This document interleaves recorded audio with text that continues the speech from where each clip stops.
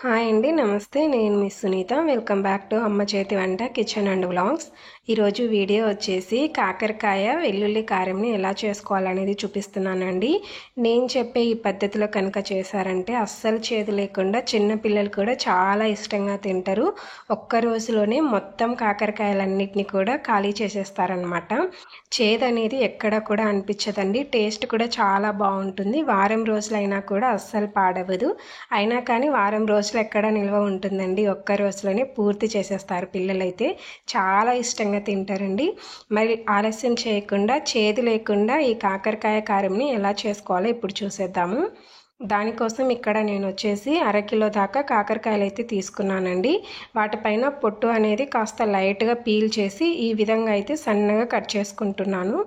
మరీ లావుగా కాకుండా కాస్త వీడియో క్లిప్లో చూపిస్తున్నాను కదా, ఈ విధంగా కట్ చేసుకున్నాము అంటే ఫ్రై చేసుకునేటప్పుడు చాలా ఈజీగా ఫ్రై అయిపోతాయి, అంటే త్వరగా ఫ్రై అవుతాయి. అలాగే ఆయిల్ కూడా ఎక్కడ పీల్చవన్నమాట. సో ఈ విధంగా అన్నిటిని కట్ చేసుకున్న తర్వాత పక్కన పెట్టేసుకోండి. ఇప్పుడు స్టవ్ పైన ఒక కడాయి పెట్టుకొని అందులోకి 1 టేబుల్ స్పూన్ దాకా ధనియాలు, 1 టీ స్పూన్ జీలకర్ర, 1 టీ స్పూన్ మినప్పప్పు, అలాగే 1/2 టీ స్పూన్ పచ్చిశనగపప్పు వేసి వీటన్నిటిని మంచిగా దోరగా వేపండి. ఇవి కాస్త ఇలా వేగిన తర్వాత 1.5 టేబుల్ స్పూన్ దాకా నువ్వులు వేసుకోండి. నువ్వులు వేసుకోవడం వల్ల చేదు అనిపిస్తుందా అంటే అస్సలు చేదు అనిపించదు. టేస్ట్ అయితే చాలా బాగుంటుంది. సో నువ్వులన్నీ ఇలా కాస్త చిటపటమన్న తర్వాత ఒక ప్లేట్లోకి తీసుకొని పూర్తిగా చల్లారనిచ్చి పక్కన పెట్టేసుకోవాలి.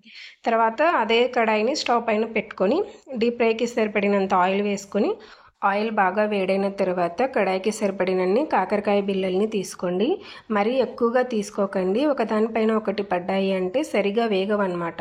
సో డీప్ ఫ్రైకి సరిపడినన్ని తీసుకొని బాగా కలుపుతూ వేయించండి. ఇలా ఎక్కువగా నిండుగా వేసుకోకుండా కడాయికి సరిపడినన్ని వేసుకోండి. నాకైతే ఇక్కడ సరిపోతాయండి, ఎందుకంటే కాకరకాయలు ఫ్రై అయ్యే కొద్దీ కాస్త దగ్గర పడతాయి. చాలా ఈజీగా ఫ్రై చేసుకోవచ్చు అనమాట. ఇక్కడ వీడియో క్లిప్లో చూపిస్తున్నాను చూడండి. ఈ విధంగా మనం బాగా కలుపుతూ అన్ని వైపులా కూడా మంటని లో టు మీడియం ఫ్లేమ్ మధ్యలో పెట్టుకోండి. మీడియం ఫ్లేమ్లో కానీ హై ఫ్లేమ్లో కానీ పెట్టుకోకండి, మాడిపోతాయి.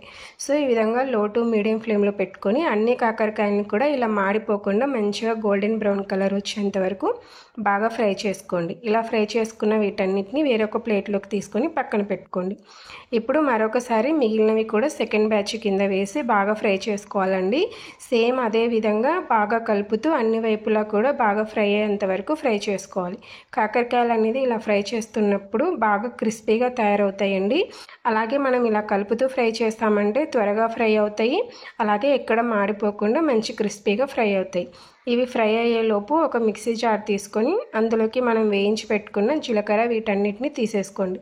తర్వాత 1 టేబుల్ స్పూన్ కారం, రుచికి సరిపడా సాల్టు, తర్వాత 1 టీ స్పూన్ దాకా ఎండు కొబ్బరి పొడి వేసుకోండి. ఎండు కొబ్బరి పొడి అనేది టేస్ట్ చాలా బాగుంటుంది. వద్దనుకుంటే స్కిప్ చేసుకోవచ్చు.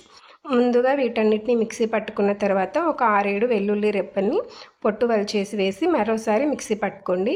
ముందుగా వీటన్నిటిని మిక్సీ పట్టుకున్న తర్వాతనే వెల్లుల్లి వేసి మిక్సీ పట్టుకోవాలి. ఇక్కడ చూస్తున్నారు కదా, కారం అంతా కూడా ఈ విధంగా వీడియో క్లిప్లో చూపిస్తున్న విధంగా ఇలా మంచిగా పొడి పొడిగా అయితే మిక్సీ పట్టి పక్కన పెట్టేసుకోండి. మనకు కావాల్సిన మసాలా అనేది ప్రిపేర్ అయిపోయింది. తర్వాత ఈలోపు మనం ఫ్రై చేసుకున్న కాకరకాయలన్నీ కూడా చక్కగా ఫ్రై అయిపోయాయండి. నేను తీసుకున్న అరకిలో కాకరకాయలు అనేది 3 బ్యాచెస్ కిందికి వచ్చాయి. అలాగే మీరు ఇక్కడ చూడొచ్చు, కాకరకాయలు అనేవి మంచి క్రిస్పీగా ఎక్కడ కూడా మాడిపోకుండా చాలా బాగా ఫ్రై అయ్యాయి. చూస్తుంటేనే తెలుస్తూ ఉంటుంది, మంచి గ్రీన్ కలర్లో ఉన్నాయన్నమాట. అలాగే క్రిస్పీగా కూడా ఉన్నాయి. సో అన్నిటినీ కూడా ఈ విధంగా బాగా ఫ్రై చేసుకోండి. అలాగే ఇక్కడ ఒక 1/2 కప్పు పల్లీలను కూడా ఆయిల్లోనే ఫ్రై చేసి తీసుకున్నానండి. టేస్ట్ అనేది చాలా బాగుంటుంది. తర్వాత అదే కడాయిని నూనె అంతా వంపేసుకొని 1 టీ స్పూన్ దాకా ఆయిల్ పెట్టుకొని మనం మిక్సీ పట్టి పెట్టుకున్న కారం వేసేసేయండి. తర్వాత ఒక 1/2 టీ స్పూన్ పసుపు కూడా వేసి మనం వేయించి పక్కన పెట్టుకున్న కాకరకాయలు పల్లీలన్నిటిని కూడా వేసుకొని బాగా కలుపుకోండి. మీరు కావాలనుకుంటే ఇక్కడ ఎండుమిర్చిని కరివేపాకును కూడా వేసుకోవచ్చు అండి. నేను కరివేపాకు కూడా వేసాను. ఆ వీడియో క్లిప్ అనేది కాస్త మిస్ అయ్యిందండి.